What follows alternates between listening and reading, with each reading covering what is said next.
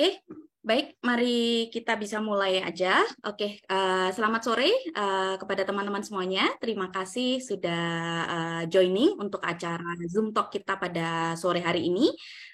Dan memang kita khususkan untuk Zoom Talk pada sore ini itu untuk memperkenalkan tentang studi di Irlandia, terutamanya untuk teman-teman yang mungkin belum terlalu familiar studi di Irlandia itu seperti apa, atau mungkin Irlandia sendiri itu mungkin belum terlalu familiar di teman-teman juga. Nah, ini kesempatan untuk teman-teman bisa mengetahui lebih lanjut seperti apa sih Irlandia, kemudian studinya seperti apa juga, kemudian nanti seperti apa kehidupan di sana. Dan kebetulan kita pada hari ini itu akan ditemani oleh salah satu guest speaker kami yang memang kebetulan beliau ini juga adalah dulu pernah menjadi student di Irlandia dari University of Galway, dan sekarang juga sedang bekerja di Irlandia di salah satu perusahaan ternama di Irlandia. Dan kita kenalkan di sini ada Kak Rani. Halo Kak Rani. Oke. Halo, selamat sore. Ya, di sini kebetulan Kak Rani sedang pagi, jadi thank you so much untuk kesempatannya untuk bisa joining dan berpartisipasi dengan acara kami hari ini. Dan setelah ini nanti Kak Rani akan mempresentasikan tentang studi di Irlandia seperti apa, sharing pengalaman beliau seperti apa selama studi di Irlandia dan hidup di Irlandia. Nanti juga teman-teman akan diberikan kesempatan untuk tanya-tanya kepada Kak Rani ya. Sementara sambil Karani present, mungkin diharapkan untuk teman-teman bisa mute dulu semuanya, jadi nanti kita bisa dengarkan bersama-sama presentasi dari Karani. Oke, baik Karani, apakah sudah siap? Yap, sudah. Oke, silakan. Selamat sore semuanya. Jadi perkenalkan, nama saya Rani. Jadi sedikit tentang background saya. Dulu saya sempat kuliah di Universitas Erlangga untuk HI tahun 2015 untuk 1 semester. Terus saya pindah ke Korea dan melanjutkan short study di Dongseo University untuk Korean Language dan Kyoto University untuk Economics. Jadi itu kayak program beasiswa juga dari Korea. Terus dari situ tahun 2021 saya pindah ke Irlandia, in which I studied at University of Galway, yaitu untuk Master of International Finance. Tapi di situ sistemnya bukan ke finance, tapi lebih ke economics. Saya lulus tahun lalu, basically 2022, dan puji Tuhan saya akhirnya mendapatkan pekerjaan di accountancy company, in which is pretty big. Jadi it took me a year untuk mendapatkan pekerjaan itu, which was pretty hard for everyone here, for international students here. Nah, saya perkenalkan 4 main cities untuk students, yaitu ada Dublin, Cork, dan Limerick. Jadi untuk orang-orang Indonesia sendiri, kebanyakan mereka pergi ke Galway ya, karena memang kotanya itu memang cantik dan banyak culture dan lebih murah dibanding Dublin. Untuk di Dublin sendiri, ada 3 main universitas, yaitu Trinity College Dublin, University College Dublin, dan Dublin City University. Tiga-tiganya, they offer really good classes dan majors dan sebagainya. Tapi untuk tuition fee-nya cukup lumayan mahal ketimbang yang lain, dan untuk living cost-nya juga mahal. Dan untuk city terbesar kedua adalah Cork, which is also really beautiful. Jadi lebih ke town daripada ke city. Di situ ada 2 main universitas, yaitu University College Cork, Cork Institute of Technology. Dan di Cork sendiri pun harga untuk rent dan sebagainya, tuition pun juga sedikit lebih murah daripada Dublin. Dan city ketiga yang terbesar adalah Limerick, di mana saya sekarang tinggal. Itu untuk main universitasnya adalah University of Limerick. Dan city terakhir, yaitu di mana saya dulu tinggal, which I really loved, ada 2 main universitas, yaitu University of Galway, yang dulunya adalah National University of Ireland in Galway, dan Atlantic Technological University, atau yang dulunya ada GMIT. Then moving on to how hard is it to study at an Irish university. Jadi untuk tuition sendiri, dari undergraduate, it starts from 10,000 euro, basically. Jadi sekitar 16 juta sampai 18 juta rupiah ya, kalau tidak salah ya. Untuk master sendiri, postgraduate, itu starts dari 15.000 per tahun. Itu rata-ratanya ya, jadi tergantung major, tergantung, biasanya sih untuk sains dia lebih mahal karena kalian harus bayar untuk lab dan sebagainya. Dan untuk scholarship sendiri, ada main scholarship dari Irish government, which is called GOI-IES, itu hanya untuk master, unfortunately. Tapi untuk beberapa universitas, banyak dari universitas yang tersedia juga menyediakan diskon atau partial scholarship untuk undergraduate. Basically, usually untuk international students. Dan untuk postgraduate sendiri, jadi di Irlandia ini sangat terkenal untuk PhD-nya, karena ada yang namanya SFI Fellowship, which is like a fund yang untuk PhD di bidang fintech, terus teknologi IT, IPA, dan lain sebagainya. Dan itu pun cukup susah untuk mendapatkannya. Dan ada juga scholarship dari universitas, yang saya tahu itu dari NUIG, ada yang namanya Hardiman Scholarship untuk PhD. Excuse me. Dan moving on to the living cost. Berapa sih living cost di Ireland itu? Banyak orang yang berpikir itu lumayan mahal, which is true. Cukup mahal ternyata Irlandia. Jadi dulu saya research pun ternyata pas datang ke sini kaget juga karena mahal. Apalagi saya tinggal di Galway. Galway termasuk city yang dia terkenal untuk tourism. Jadi dia padat turis dan padat orang-orang yang bekerja di hospitality. Jadilah kenapa itu mendongkrak harga rent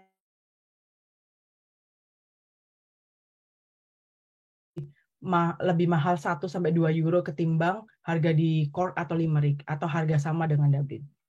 Nah, untuk rent sendiri dari Dublin mereka start dari 800 euro, which is sekitar 14 juta ya, maybe per bulan. Itu belum termasuk gas untuk heaternya atau listriknya. Jadi itu pure, dan itu rata-rata single room. Jadi yang kayak kamar yang kecil gitu. Jadi cukup mahal dan cukup susah untuk mencarinya. Meskipun Dublin is a big city.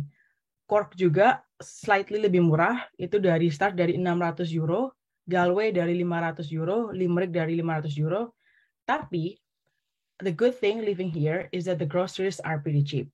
Contohnya ada Aldi, ada Lidl, dia groceries yang kayak kita itu giant ya, yang grocery giant ya kalau masih ada di Indonesia. Itu dia cukup murah. Jadi itu bisa untuk kita students untuk beli makanan yang rata-rata per minggu biasanya cukuplah 20 euro untuk makanan masak sendiri ya. Kecuali kalau kalian memang makan di luar, which is around 15 euro atau 200.000 rupiah per sekali makan. Nah, enaknya study di Irlandia adalah part-time. Kita bisa part-time. Contohnya, di Irlandia kan sekarang lagi banyak, mereka sedang mendongkrak tourism. Jadi banyak banget restoran yang membutuhkan orang-orang untuk kerja sebagai waitressing, bartending, atau sebagai chef gitu. Nah, di situ pun untuk students, jadi ketika kalian sedang ada kuliah dalam satu semester, itu maksimal kerjanya hanya 20 jam per week. Jadi ketika aktif kuliah itu 20 jam per week. Tapi ketika kalian sedang di holidays ya, kayak semester break gitu, itu bisa up to 40 hours per week. Dan itu tuh udah termasuk full time. Jadi contohnya nih, 6 bulan semester, kuliahnya tuh cuma 3 bulan setengah. Jadi 2 bulan setengahnya itu bisa kalian buat untuk full time kerja, which is really good karena benar-benar sangat ngebantu. Bahkan per bulan pun meskipun part time bisa menghasilkan 600 sampai 800 euro per bulan. Dan itu termasuk bisa nge-cover most of the living cost di sini gitu. Nah, untuk mencari pekerjaannya pun itu gampang. Kebanyakan dari kami itu kayak print CV, terus datang ke restoran untuk melamar kerja atau ke Indeed dan Irish Jobs website untuk mencari pekerjaan, which is really easy. Dan banyak banget orang di sini yang dari luar negeri tapi dari negara yang tidak bisa bahasa Inggris. Jadi banyak mereka yang dari South America, South American countries yang mereka itu datang ke sini untuk belajar bahasa Inggris dan bekerja juga. Jadi kalian nggak usah takut kalau semisal bahasa Inggris kalian nggak kurang bagus, datang aja. Masih banyak roles yang bisa kalian dapatkan untuk part-time tersebut. Nah, what does Ireland offer after graduation? Jadi pas saya datang ke sini, I was really amazed dengan pendidikan di Ireland yang sangat menyebar luas, dan mereka tuh sangat kuat di pendidikannya karena memang Ireland itu jadi pusat perusahaan di Eropa. Kenapa? Karena di Ireland itu memang income tax-nya tinggi, dia hampir start dari 20% sampai 40%. Tapi untuk companies yang besar itu corporate tax-nya cuma 12,5%, which is terendah termasuk 5 terendah di Eropa. Itulah kenapa banyak perusahaan-perusahaan besar dia masuk ke Ireland untuk menghindari teks yang besar di negara lain, apalagi negara-negara Amerika. Itulah kenapa kami di Irlandia banyak sekali perusahaan-perusahaan yang dia membuka cabang yang headquarter di Irlandia. Dan itu membuka lapangan kerja baru banyak bagi student di Irlandia juga dan di luar negeri atau negara Eropa lainnya. So that is my presentation. Thank you for your attention.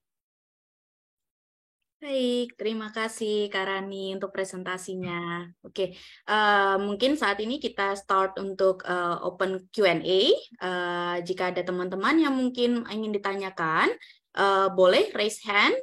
Nanti saya bantu untuk panggil satu-satu, atau mungkin bisa ditulis di chat box jika ada pertanyaan.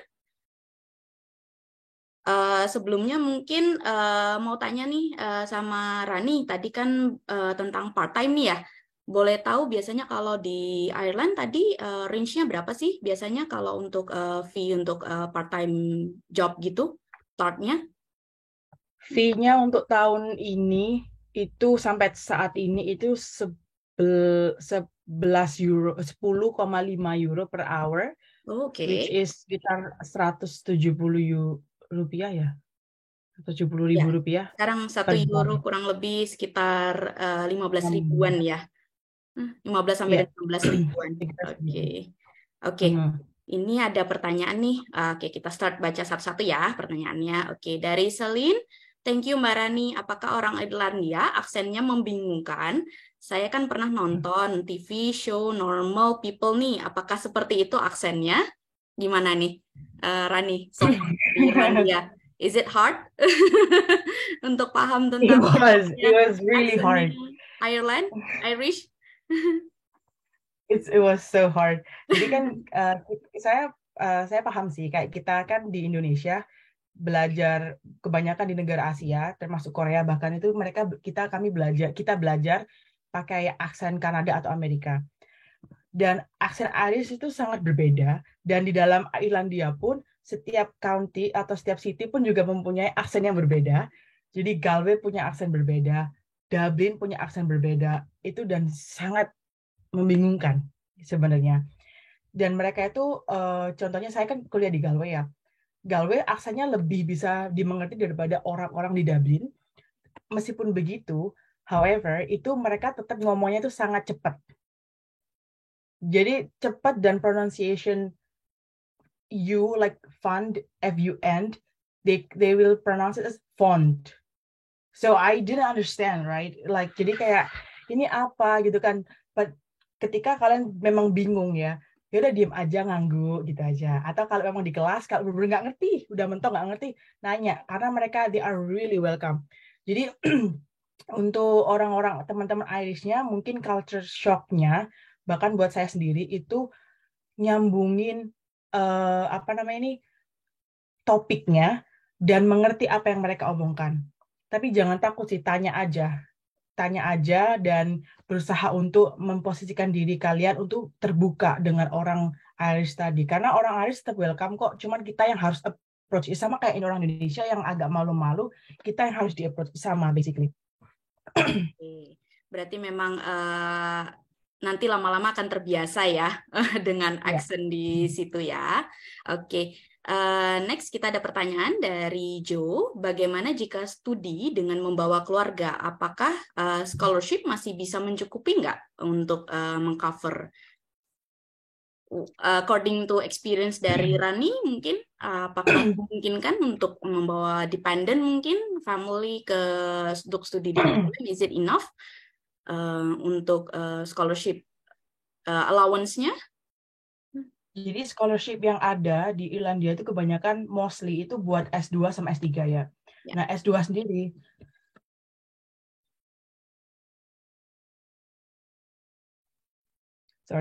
Jadi S2 sendiri itu dapat cuma 10.000 per tahun. Itu sekitar 160 juta per tahun ya berarti. Itu sangat tidak cukup ya untuk kalau bawa dependent. Karena itu benar-benar bisa mengcover itu cuma sekitar 8 sampai 10 bulan aja. Sedangkan studi kan ada 12 bulan ya, apa namanya 1 tahun ya. 1 tahun kan buat S2 kan. Betul. Itu nggak cukup. Dan untuk S3 itu semuanya rata-rata itu cuma 18.000 per tahun. Jadi itu sekitar 250 juta lah. Itu juga termasuk nggak cukup. Karena seperti yang tadi saya bilang, itu rent, itu start-nya itu kan dari 500 sampai 600 per bulan. Itu single ya, itu nggak boleh apa namanya ditempatin untuk 2 orang minimal, nggak boleh. Jadi itu termasuk nggak cukup. Nah, bisa sih kalian ini kayak part time gitu. Tapi kan rata-rata kalau S2 atau S3 kan part time-nya ngajar. Itu pun juga dikit dan kebanyakan ngajar pun dia seasonal karena kan mengikuti semester. Itu juga nggak cukup. Tapi kalau kalian mengikut kayak part time di luar kayak di restoran atau apa, it's really tiring karena hospitality di sini, itu kan saya juga kerja di hospitality selama 1 tahun ya ke part time-nya itu. Hospitality di sini tuh sangat hardcore. Jadi benar-benar yang kadang itu saya pernah shift 16 jam. untuk New Year sama Christmas itu shift itu bisa 16 jam. Dan kadang kalau ada party yang kayak ada ballrooms atau apa itu kalian harus masuk dan sebagainya. Nggak ada liburnya, cari libur itu susah. Jadi kalau bisa cukup, tapi ya kalian nggak akan ada waktu untuk keluarga atau untuk belajar, which is a bad thing as a student. Itu sih.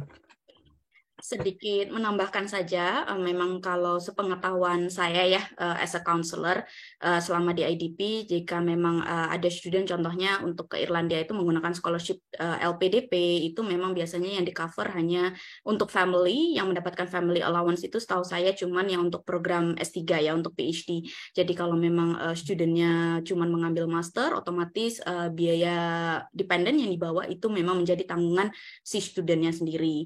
Dan itu pun kalau yang untuk PhD, setahu saya contohnya LPDP, mereka hanya mengcover, memberikan allowance itu up to 25% kalau nggak salah. Seperti itu. Jadi nanti mungkin jika ada student yang memang tertarik untuk membawa family-nya untuk studi pada waktu studi di luar negeri, dipastikan tentunya keuangan itu dipastikan mencukupi untuk hidup di sana. Karena nanti pada saat proses visa pun itu menjadi salah satu documents required ya juga untuk membuktikan dependennya itu cukup dana untuk bisa living di negara tersebut. Oke. Next, kita lanjut pertanyaan dari Brief. Halo Kak, anyway, thanks for the presentation. Boleh tanya, apakah bisa lulusan kedokteran gigi di Indonesia bekerja sebagai dentist di Irlandia? Do you have any experience about that, Rani? Saya sih ada experience teman saya, dia orang Korea, dia jadi dokter benar-benar dokter kan di sini. Itu mereka bisa ngebiayain dan mensponsori visa sebenarnya. Cuman ya itu tadi dia sangat susah. Betul. Sangat susah. Karena teman saya pun juga dia lulusan dari Hungary, which is still Europe gitu kan. Makanya itu dia masih diambil ke sini karena jadi gini, di Irlandia itu sistemnya adalah ketika kamu mempunyai pengalaman kerja di luar Eropa, mereka nggak ngitung. Jadi banyak banget senior-senior saya itu dia kerja di KPMG, EY, pas dia masuk ke sini, udah 2-3 tahun ya, berarti kan udah senior satu gitu kan. Itu pas mereka masuk ke sini, masuk ke perusahaan yang sama pun mereka nggak diakui apa namanya ini backgroundnya karena mereka masih standar Asia gitu. Karena memang berbeda standarnya juga. Jadi meskipun contohnya lulusan kedokteran ya apa entahlah kedokteran dentis atau kedokteran gitu masuk ke sini itu masalah visanya yang agak susah karena visa untuk langsung masuk kerja tanpa melalui kampus Ireland dulu itu harus mendapatkan visa STEM 1. STEM 1 itu artinya critical skill yang dia adalah harus kerja di atau 1G lah, harus kerja di bidang yang sama. Nah, bidang yang sama itu biasanya mereka harus melihat experience. Jadi kalau semisal nggak ada experience, itu agak susah. Bahkan yang ada experience saja susah, apalagi yang dia baru lulus. Jadi kayak, it might be possible, but it's really hard. Baik, oke. Oke. Next kita ke Camilla. Halo Karani, apakah ketika kita mengambil beasiswa Master Irlandia boleh untuk tidak selinier dengan jurusan kita ketika S1 atau lebih disarankan yang linear? Bisa nggak linear kok. Saya kemarin daftar juga nggak linear. Dan housemate saya yang sekarang lagi GOIS, itu dia juga nggak linear. Dulu pharmaceutical, sekarang dia biomedical chemistry. It's slightly linear, tapi juga nggak bener-bener linear. Jadi it's okay. Yes. Tambahan aja mungkin untuk Camilla, it's okay untuk seandainya memang tidak linear, as long as apa ya? Contoh mungkin kalau kakaknya mungkin backgroundnya dulu bisnis tiba-tiba pindah ke engineering atau ke medicine ya of course itu agak sulit ya, tapi biasanya kalau untuk dari engineering mau pindah ke bisnis selama mungkin reasons-nya cukup kuat karena kan untuk application biasanya kan juga diminta untuk personal statement dan itu mungkin bisa dibantu untuk dijelaskan kenapa alasannya berpindah dari S1-nya jurusan S1-nya berpindah ke S2 gitu. Jadi Oke. masih bisa sebenarnya. Ya, masih ada potensi untuk diterima ya. Oke, next dari Diah Rati. Hai Karani, kalau boleh tahu Karani dulu ambil master di Ireland dengan beasiswa atau biaya sendiri? Kalau beasiswa, apakah boleh sharing skema beasiswanya apa dan bagaimana perjalanan mendapatkan beasiswa tersebut? Mungkin boleh di-explain?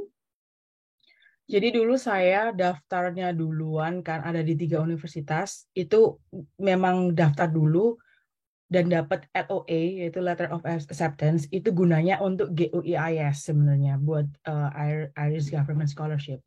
But unfortunately I didn't get it, but I still went. I still came here karena memang Ireland tadi ya itu karena bahasanya bahasa Inggris dan membantu banget gitulah. Dan untuk teman-teman yang pengen GOEIS pun itu government scholarship kan, itu dapat tuition fee dan 10.000 per tahun. Udah itu aja, dia nggak ngasih apa-apa lagi. Dan untuk skemanya pun dia harus mendaftarkan diri ke universitas dulu. Jadi kalian dari bulan Januari sampai bulan Maret kalau nggak salah atau Februari lah harus udah terdaftar di kampus di Irlandia. Baru nanti LOE-nya itu disertakan ketika kalian mendaftarkan GOEIS. Yep. Terus akhirnya mereka nanti ada wawancara dan akhirnya bisa dapat itu sekitar bulan Juni. Yes, betul. Jadi memang untuk khusus untuk Government of Ireland ya, Scholarship Government of Ireland itu diperlukan LOA terlebih dahulu, at least conditional, itu harus dapat dulu dari salah satu kampus di Irlandia yang terdaftar. Oke, Oke, next kita ke pertanyaan berikutnya, itu dari Kak Ikhlasul. Halo Kak, mau bertanya, apakah ada scholarship fully funded selain LPDP untuk melanjutkan studi master program di Irlandia? Ada yaitu yang GOEIS itu dia fully funded. Cuman kan kalau LPDP kan dapat tiket dan dapat lain sebagainya. Kalau ini cuma dapat uang 10.000 udah itu aja sih. Yes, jadi itu bedanya ya untuk LPDP sama Government of Ireland. Kalau LPDP memang fully funded, semuanya di-cover oleh government dari Indonesia. Tapi kalau untuk Government of Ireland, scholarship-nya mereka hanya memberikan sampai dengan 10.000 euro scholarship-nya. Oke. Dengan Kak Dita juga pertanyaan sama ya, apakah ada beasiswa lain selain dari LPDP dan GOI? So far tidak ada ya. hanya dua ini saja ya Hanya yang ada diberikan. diskon, Ya, diskon ada sih, diskon kayak parsial ya. atau berapa. Oh sebenarnya ada, jadi di setiap kampus tuh ada free tuition. Jadi kayak di NUIG pun juga ada untuk master itu tuition gitu. Kayak khusus Asian students itu ada tuition sampai 150 sampai 100 per departemen atau apa gitu. Sebenarnya masih ada, tapi at the end living cost-nya harus ditanggung sendiri. Ya, jadi bukan full funded ya berarti ya. Ya, bukan. Oke. Oke, pertanyaan berikutnya, apakah setelah lulus S2, Irlandia memberikan kesempatan untuk mencari kerja? Misal seperti di Australia memberikan kesempatan selama 1 sampai dengan 2 tahun. Jadi ini post visa study ya setelah studi dari Irlandia. Hmm. Yap, betul sekali. Jadi kan dulu saya kan di Korea juga kan. Itu juga sama sistemnya di sini. Kalau dulu kan visanya untuk mencari kerja. Nah, kalau di sini untuk bekerja. Jadi untuk S1 dia maksimal bisa dapat namanya itu visa 1G, visa One General artinya. Jadi untuk kerja general aja. Itu visa 1G itu kalau untuk undergrad dia dapat maksimal 1 tahun. Jadi dalam 1 tahun itu benar-benar harus cari kerja yang dia bisa dapat STEM 1, yaitu critical skill. Critical skill itu yang tadi saya sebutkan adalah pekerjaan yang harus se-inline dengan major. Kalau nggak se-inline, nggak bisa dapat critical skill. Jadinya ya nggak bisa perpanjang 1G juga, jadinya harus balik gitu. Nah, untuk S2 itu STEM 1G nya itu sekitar 2 tahun. Jadi ada yang uh, jadi meskipun 2 tahun pun itu nggak tentu harus STEM 1G terus sampai 2 tahun enggak, tapi bisa ganti langsung STEM 1 kalau udah dapat pekerjaan yang udah apa inline sama majornya gitu. Tapi untuk kasus saya ada lagi namanya STEM 1A. Nah, sekarang kan saya kan holding STEM 1G. Nah, STEM 1A itu, jadi saya sekarang itu part-time kuliah juga dalam selama 3 tahun namanya ACCA Qualification, itu kayak International Accountancy Qualification gitu, disponsori dari company. Nah, untuk kasus saya itu STEM 1G-nya itu harus diganti dengan STEM 1A, which is One Accounting atau Accountancy gitu, selama 3 sampai 4 tahun. Nah, kan banyak nih orang yang dari Indonesia atau orang luar itu yang pingin naturalisasi pindah ke Irish.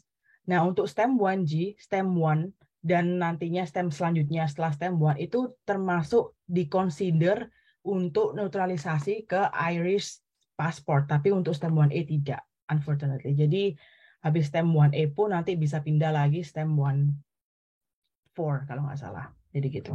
Jadi ada, tapi ada limitnya. Oke.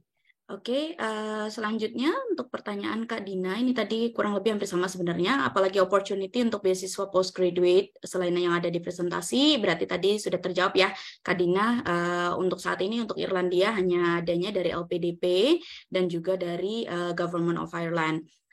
Kuota mana yang paling besar sebenarnya kalau terbanyak sih untuk saat ini masih kuotanya masih dengan LPDP ya. Kalau dari Government of Ireland kan mereka cuma memilih 60 scholars aja ya. 60 awardees dari seluruh dunia. Jadi memang potensi untuk mendapatkan scholarship paling terbesar dari Indonesia lebih baiknya sih melalui LPDP. Kemudian biasanya dari submit apply hingga dirilis hasilnya berapa lamakah? Ini submit kalau untuk scholarship-nya application starts contohnya sekarang ini sudah start, nanti akan ditutup di bulan Maret. Kalau nggak salah tahun ini tuh ditutup di tanggal 24 Maret. Dan seperti tadi ini diinformasikan oleh Karani, biasanya hasilnya akan dirilis di bulan Juni. Betul ya, Karani ya? Mau Yeah. tambahan aja Kak. Oh, Jadi boleh. untuk yang S3 itu ada namanya SFI sama dari universitas kan juga banyak S3 sebenarnya kan. Jadi untuk S3 itu mereka nggak ada deadline yang spesifik ya. Contohnya SFI itu untuk AI, CRT yang lebih ke lab sama IT itu dia buka setiap 3 bulan. Jadi cara SFI fellowship tadi itu saya kemarin udah sempat daftar soalnya, tapi saya drop. Jadi itu tuh saya daftar bulan eh, Nov sebelum November apa sih Oktober ya. Jadi bulan Oktober itu saya kontak 2 profesor dan itu minggu depannya langsung dikasih wawancara. Jadi itu tergantung karena mereka itu kan sibuk juga ya. Jadi cara untuk mendapatkan SFA itu harus mendapatkan profesornya dulu. Jadi hubungi profesor.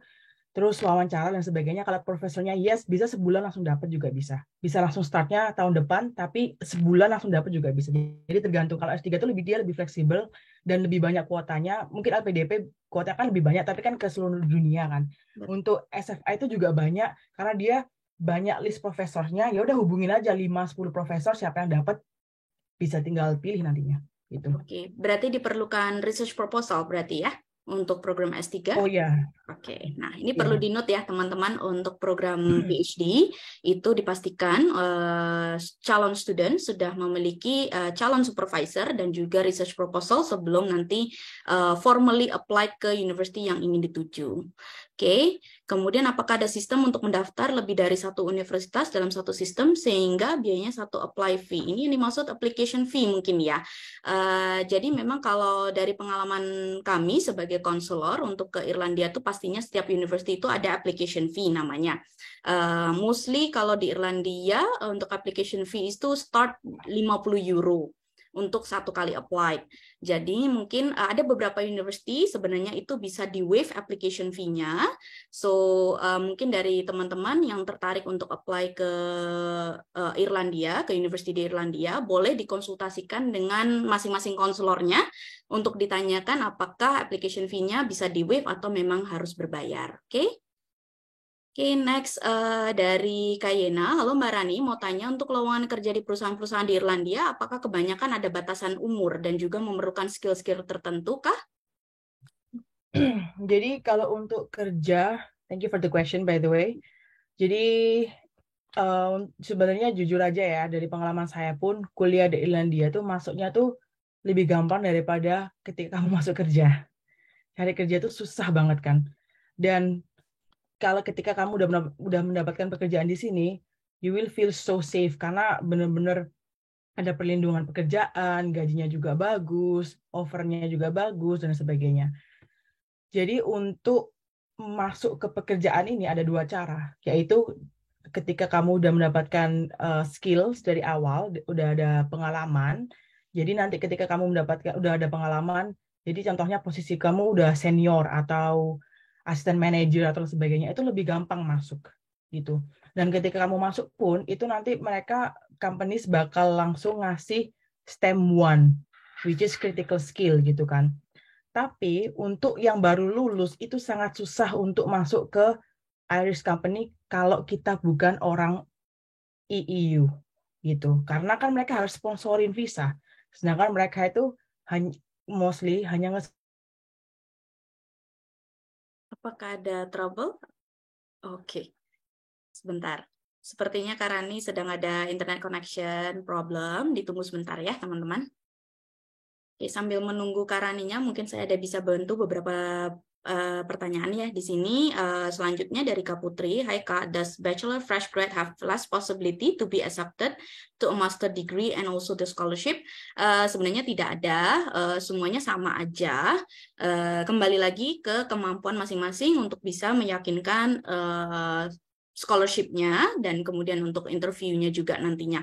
Contohnya untuk entah itu GOI ataupun LPDP, nanti kan kalian juga akan diminta untuk membuat esai ya, pastinya membuat esai atas dasar apa, kenapa sekalian itu layak untuk mendapatkan scholarship tersebut, kemudian nanti plan-nya setelah studi master degree itu plan-nya untuk apa, itu harus dijelaskan dan diyakinkan. Jadi possibility-nya mau itu fresh grad ataupun mungkin sudah punya pengalaman setelah S1 itu tidak terlalu berpengaruh. Semuanya kembali lagi ke masing-masing. Oke, melanjutkan tadi Kak Dina juga, apakah S2 harus mengontak lecturer-nya atau director program? No need. Khusus untuk program S2 sebenarnya teman-teman bisa langsung apply tanpa harus mencari calon supervisor. Calon supervisor hanya diperuntukkan untuk program PhD saja. Jadi kalau teman-teman memang sudah menyelesaikan program masternya atau S2-nya dan ingin melanjutkan program PhD, teman-teman harus mempunyai at least research proposal terlebih dahulu, kemudian nanti baru bisa mengkontak calon supervisor, dan jika memang si calon supervisornya itu tertarik untuk melanjutkan untuk membimbing teman-teman dalam program PhD-nya, mereka nanti akan memberikan respon kepada teman-teman dan setelah itu teman-teman bisa melakukan formal application ke universitinya. Oke, Kak Rani sudah kembali. Sorry, nggak ngerti kenapa kok tiba-tiba Ya, seperti itu. Laptopnya connection-nya lagi trouble ya. aneh, Oke. aneh ya makanya. Anyway, sampai mana tadi? Lupa aku. Skills mungkin tadi skills yang diperlukan. Iya. Jadi untuk kalau yang udah punya skill bisa aja masuk lebih gampang. Tapi untuk yang benar-benar baru lulus itu susah karena ya tadi tuh mereka tuh nggak ngasih sponsor visa dan itu susah untuk kita yang bukan orang Eropa. Karena kan kalau Eropa kan bisa masuk tanpa visa ya itu aja sih. Jadi itulah kenapa cara yang paling gampang itu ya membuka pintunya itu melewati kampus dulu. Nanti bisa dapat 1G baru nanti bisa apply kerja gitu sih. Oke. Oke, melanjutkan tentang tadi ya experience job huntingnya Karani nih tadi. Tadi Karani ada bilang baru mendapat job setelah 1 tahun berusaha karena di sana susah dapat kerja. Terus bagaimana Karani survive dengan living expenses di sana gitu? Ada yang Jadi eager to know nih. iya, waduh, membuka masa lalu yang kelam. Jadi Jadi ketika saya datang ke sini itu tahun 2021 September itu saya langsung cari kerja. Jadi kerjanya itu kerja part time ya, itu yang saya maksud. Itu kerja part time saya start dari Oktober. Nah, dari Oktober itu saya lanjut sampai bulan Oktober juga. Jadi setahun itu saya kerjanya ini sebagai waitress sama bartender. Jadi kayak bener-bener itu yang dari menghidupi saya selama 1 tahun gitu kan.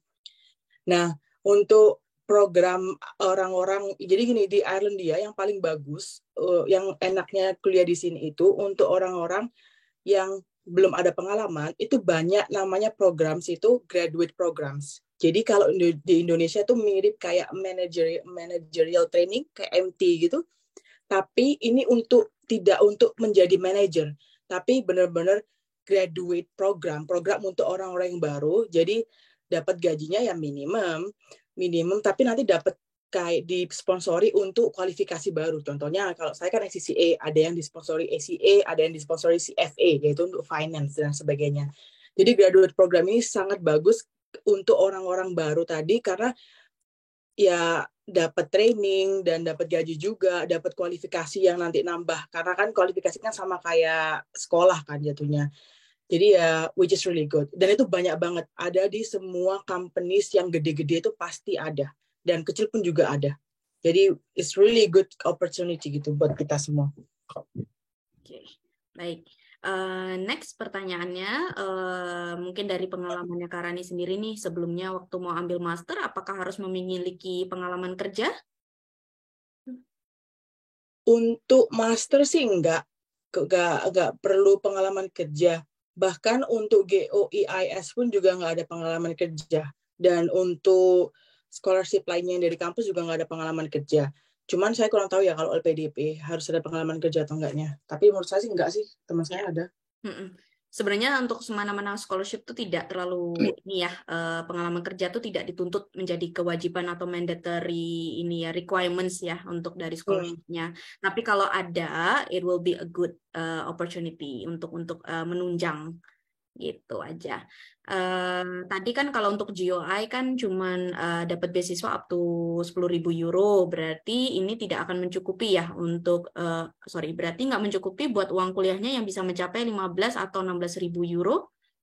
Means ya boleh. Kalau GOIS kan 10.000 euronya kan living cost, dia tuition udah dibayar, jadi nggak apa-apa.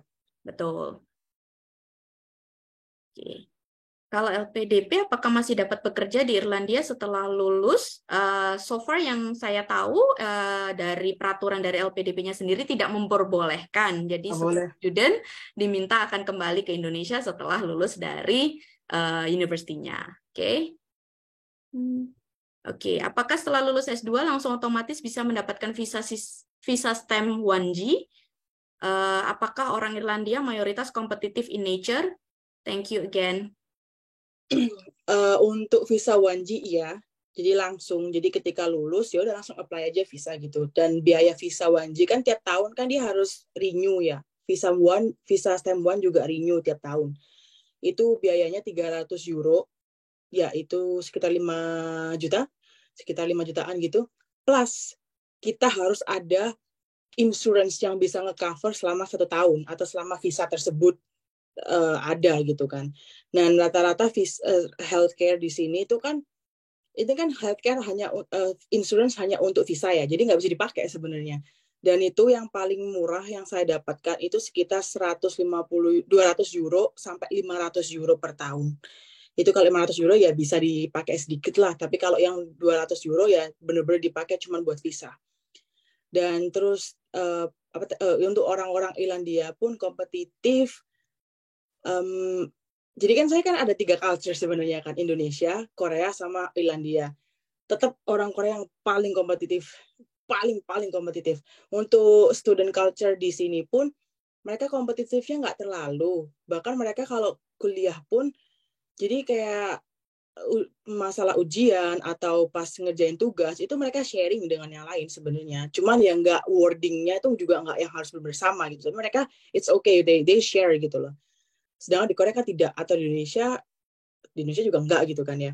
Dan untuk scoring pun di sini itu beda. Jadi scoring kan kita kan kalau dapat 80 itu kan udah bagus, 70 jelek gitu kan. Kalau di sini 60 itu bagus, 60 itu dia B, 70 ke atas itu A. Jadi ketika kalian mendapatkan 50 atau sampai 60 itu jangan kaget karena di sini memang itu BC-nya di sini gitu loh.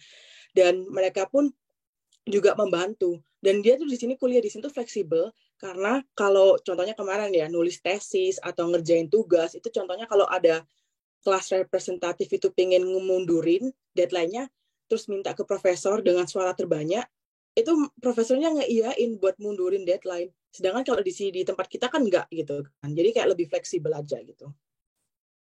Oke, baik. Oke, next dari Pak Abiu, kalau dari IDP ada info buat S3 yang nggak wajib S2 di bidang hukum nggak ya Kak? Oke, untuk dari IDP ya, untuk dari porsi IDP, memang kita belum ada informasi lebih lanjut tentang hal tersebut. Tapi kalau memang student mau, karena kan yang kami tahu ada beberapa jurusan itu bisa langsung jump dari S1 langsung ke S3. Kalau kami sih open aja untuk try kalau memang mau dicoba untuk langsung ke program S3 selama itu linear. Tapi ya itu bedanya kalau memang dia mau langsung S3 berarti harus disiapkan research proposal dan otomatis harus punya calon supervisor. Nah, biasanya student PhD ini bahkan kami itu menemukan ada beberapa student yang sudah master, mereka prefer untuk pergi ke master program lagi daripada harus ke PhD karena memang persyaratan untuk program PhD itu harus membuat research proposal dan itu takes time untuk student untuk melakukan hal tersebut. Belum lagi mereka mencari calon supervisor yang memang siap untuk membimbing si studentnya untuk program PhD-nya nanti. Jadi ada beberapa student lebih prefer untuk tetap kembali ke program S2. So itu preference dari masing-masing student. But kalau memang dari KABU-nya tertarik untuk langsung jump, kita nggak bisa bilang bisa atau tidaknya, nanti kembali lagi ke assessment dari masing-masing university ya. Oke, next. Kak, aku tanya nih Kak, setahu saya PDP kalau mau master itu nggak boleh master ya awalnya. Ya, betul. Kalau untuk program untuk student yang LPDP, kalau dia sudah S2 biasanya nggak boleh balik lagi ke S2. Tapi kalau siapa tahu untuk mau self funding gitu ya, untuk berangkat sendiri itu diperbolehkan, nggak apa-apa. Next, apakah mandatory work placement yang didapatkan saat studi S2 di Ireland bisa dijadikan pengalaman kerja untuk menunjang kesempatan bekerja di saat lulus nanti? Jadi work placement ya. Iya, jadi untuk beberapa perusahaan majors itu ada work placement atau internship gitu, itu sangat menunjang memang. Dan banyak dari teman saya yang dia ada work placement itu dia langsung lanjut juga ada. Karena kan kalau untuk S2 kan work placement cuman pas summer ya, berarti sekitar 2-3 bulan lah, jadi bisa. Tapi untuk S1 dia work placement justru biasanya sampai hampir setahun juga gitu. Ada yang 8 bulan sampai setahun gitu. Oke, question selanjutnya, ketika kita tidak mampu menyelesaikan S2, apakah ada denda atau dipulangkan oleh pemberi beasiswa ya Kak? Ya, of course, setiap scholars atau awardees itu biasanya ada ini ya, ada persyaratan khusus ya yang diberikan oleh pemberi beasiswa. seperti kayak LPDP kan nanti teman-teman pasti akan diminta untuk memberikan surat pernyataan untuk memastikan bahwa skor yang didapatkan selama masa studi itu selalu stabil pastinya. Kalau untuk konsekuensinya seperti apa in details, I'm not too sure. Apakah dari Karani mungkin punya pengalaman dari teman-temannya? Kalau saya sih pengalaman pas di Korea ya. Jadi dulu sih untuk selama 1 tahun biasanya kalau GOEAS kan 1 tahun ya. Biasanya tuh kebanyakan kalau indikasi sponsor itu dalam 1 tahun kalian nggak boleh keluar. Kalau benar-benar dari 1 tahun itu kalian keluar, kalian harus bayar harga atau fee yang dalam 1 tahun itu. Tapi biasanya untuk lebih dari 1 tahun itu nggak apa-apa gitu sebenarnya. Tapi kan kalau GOEAS kan dia 1 tahun. Kalau kalau S3 itu kebanyakan juga sama, 1 tahun pertama harus bayar kalau kalian nggak selesaiin, tapi untuk tahun kedua, ketiga itu nggak apa-apa keluar. Tapi janganlah, sayang. Pastikan stabil ya skornya, nilainya. Oke, untuk beasiswa GOI, apabila kita mendapatkan nilai C, apakah beasiswa kita akan dibatalkan? C itu kan 50 ya, masih nggak apa-apa. Kalau untuk dia nggak lulus, itu baru yang dia nanya biasanya. Ada counselor gitu. Ini pengalaman saya yang di negara lain sih, cuma biasanya tuh ada counseling gitu. Karena kan kuliah di negara lain kan susah ya, jadi kayak they understand kalau memang kita ada kesulitan gitu sih. Oke, soal visa bukannya memang diberikan kebebasan tinggal selama 1 tahun atau 2 tahun lagi setelah selesai kuliah? Ya, untuk S1 itu 1G-nya selama 1 tahun, untuk S2 1G-nya selama 2 tahun, sama kayak S3 juga. Oke, ini tadi yang berkaitan tentang studi as a dentist tadi ya. Jadi cara untuk memperbesar chance bekerja as a dentist di Ireland adalah dengan studi lanjut S2 di sana dulu, benar begitu ya, Kak? Betul, karena kan kalau kedokteran atau yang practical related majors, nanti kan kalian ada placement atau internship. Nah, itu yang pengalaman yang mereka hitung untuk benar-benar ada pengalaman untuk dapat pekerjaan. Yep. Oke, memang karena memang secara nature medicine kita sama di luar negeri itu kan beda. Jadi biasanya pastinya, kalaupun contoh, makanya biasanya kami sebagai konselor pun sebenarnya tidak terlalu mensuggest student untuk studi medicine di luar negeri, karena dikhawatirkan nanti pada saat kembali, seandainya memang mau menjadi dokter di Indonesia atau praktek di Indonesia, itu harus ada penyetaraan kembali.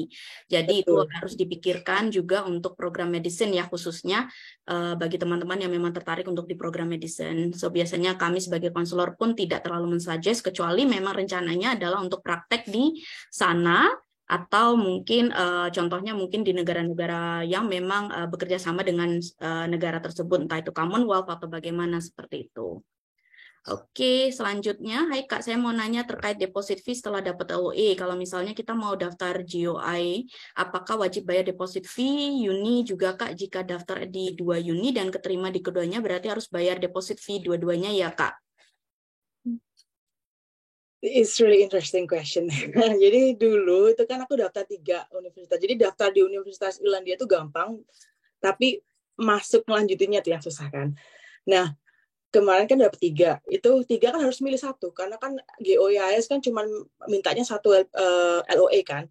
Nah, dari 3 itu kalian harus udah milih 1 yang benar-benar di DP. Nah, itulah kenapa saya lanjut, karena udah DP. Sayang uangnya gitu kan, DP-nya banyak lagi, 10 juta kan ada kalau nggak salah. Itu ya udah, kalau misalnya dapat GOEAS, nanti DP-nya dibalikin, kalau nggak dapat ya udah either kalian kehilangan uang itu atau lanjut aja pakai cara yang lain gitu. Betul. Jadi sebenarnya deposit ini adalah untuk menfikskan teman-teman itu sebenarnya pengennya mengambil offer yang mana. Jadi bukan setiap university yang di-apply dibayar depositnya, nggak begitu. Jadi fix dulu pengennya yang mana, dan memang kalau memang sudah confirm pengen contohnya dari A, univ A dan univ B, tertariknya benar-benar di university A, ya udah yang itu aja. Tapi ya perlu diingat kembali, biasanya deposit itu non-refundable ya kebanyakannya. Jadi kalau memang tidak mendapatkan beasiswa, either offer letternya diminta untuk di-defer dulu untuk intake berikutnya lagi sampai dengan mendapatkan scholarship, atau teman-teman lanjut untuk self-funding, private funding, gitu aja. Kemudian dari pengalamannya Mbak Rani ketika daftar univ, berapa lama diberi info oleh university bahwa diterima? Ini case by case sebenarnya. Dan waktu itu saya daftarnya udah mepet banget sama deadline-nya GOIAS. Udah langsung daftar, waktu kan di Korea kan. Jadi beda jamnya tuh sekitar berapa ya? 10 jam, 8, 9 jam kalau nggak salah, lupa deh. Pokoknya udah bener-bener mepet banget. Udah tinggal seminggu apa ya kalau nggak salah. Terus kayak, waduh gimana nih? Saya nggak tahu kan waktu itu kalau bener-bener harus udah ada LOE lagi kan. Kayak, waduh gimana nih? Daftar 3 universitas, langsung saya email itu. Kayak, tolong ini kapan bisa saya dapatnya gitu kan, intinya kayak gitulah. Terus akhirnya tiga-tiganya dapat dalam 1 hari. Ada yang dapat kayak daftar dari jam 9 malam waktu Korea ya, jam 3 pagi udah dapat kayak, our director will contact you soon, kayak gitulah intinya. Terus kayak oke, cepet juga gitu. Jadi kayak cepet sebenarnya. That's considered to be very lucky karena ini pengalaman kami sebagai konselor ya, kebanyakan university mau itu di Irlandia, mau di UK ataupun dimanapun, untuk mendapatkan LOE itu biasanya memang butuh waktu, nggak bisa secepat itu. Apalagi kalau universitinya itu very apa ya, maksudnya very popular. Jadi just ini case by case aja. Kebetulan mungkin dari Mbak Raninya cukup beruntung untuk mendapatkan LOE sangat cepat. Tapi untuk teman-teman yang lain saya sarankan untuk sebisa mungkin, se-early mungkin untuk submit LOE-nya atau documents-nya ke LOE sih. Submit documents-nya, application-nya ke university supaya untuk menghindari mepetnya waktu untuk mendapatkan LOE tersebut. Gitu aja. Sorry Mbak, biasanya memang berapa lama? Kalau majority ya, yang so far yang kami apply itu kebanyakan paling cepat itu biasanya 1 bulan, paling cepat. Hah? Ya, ini pengalaman kami as a counselor. Betul. Contohnya mungkin untuk university yang memang top rank ya di Ireland ya, itu tuh very butuh waktu banget. Walaupun kami push pun paling cepat itu biasanya 2 minggu sampai dengan 3 minggu itu proses paling tercepat. Ya. Kan NUIG within 10 hours, terus UL itu in 1 day, terus aku lupa ada berapa gitu, kayak cepet banget loh aku. Ya, kita kalau dari konselor sih memang nggak berani janjiin, karena takutnya nanti meleset ya, kembali lagi ke admission, seberapa cepat dan seberapa hektiknya mereka juga, apalagi kalau mendekati masa-masa seperti LPDP ataupun GOI, itu pasti application tuh banyak banget yang masuk ke university. Jadi biasanya tetap saya sarankan secepat mungkin saja untuk application-nya masuk, jadi biar teman-teman juga nggak deg-degan nih nunggu application-nya kapan nih keluarnya, LOE-nya kapan nih keluarnya gitu. Oke, next. Jadi untuk sisa tinggal 1 tahun atau 2 tahun setelah kuliah, kita bebas mencari kerja tanpa apply visa kerja kah? Untuk STEM 1G kan per 1 tahun ya. Jadi kalau S1 ya berarti dalam 1 tahun tuh harus benar-benar udah cari kerja. Kalau S2 itu 1 tahun udah harus cari kerja, tapi kalau misal belum dapat kerja, itu pas extend tahun kedua, itu mereka mewajibkan kita nge-submit dokumen yang menunjukkan kita benar-benar cari kerja. Entah itu ada internship, atau entah itu kayak link-link atau list companies yang kalian, atau aplikasi job applications yang kalian udah lalui dalam 1 tahun tadi, gitu sih. Oke.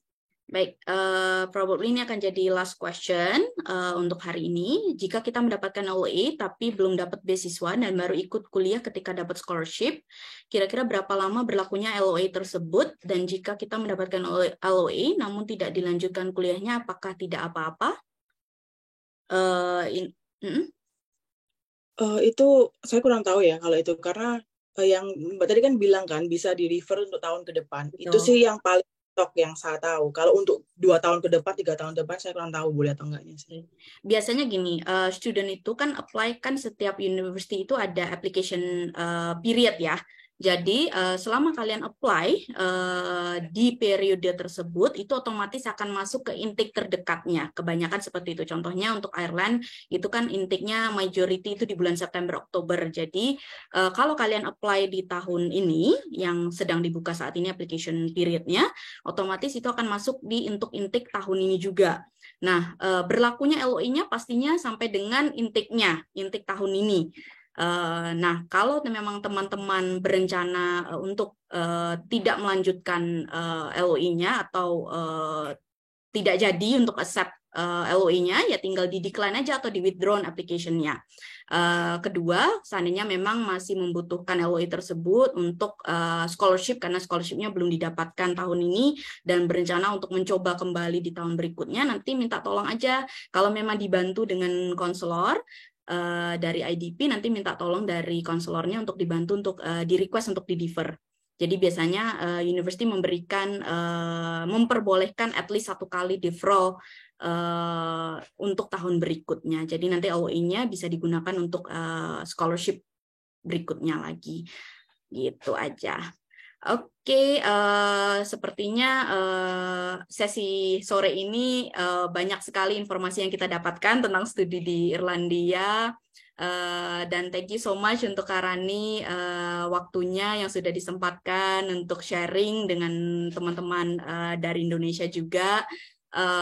Nanti untuk selanjutnya dari teman-teman mungkin bisa dikomunikasikan atau mungkin ada pertanyaan lebih lanjut, boleh menghubungi salah satu konselor yang ada di sini. Saya dengan Sinta, kemudian di sini juga ada Kak Tio dan Kak Robi. Kami siap membantu kalian untuk application ataupun pertanyaan lebih lanjut tentang studi di Irlandia seperti apa. Itu feel free untuk kontak kami dari IDP, nanti kami akan bantu lebih lanjutnya. Oke? Thank you so much Kak Rani dan teman-teman. Mungkin nanti next time kita bisa bertemu kembali untuk sesi berikutnya. Oke? Selamat sore, terima kasih. Terima kasih, bye-bye. Bye-bye.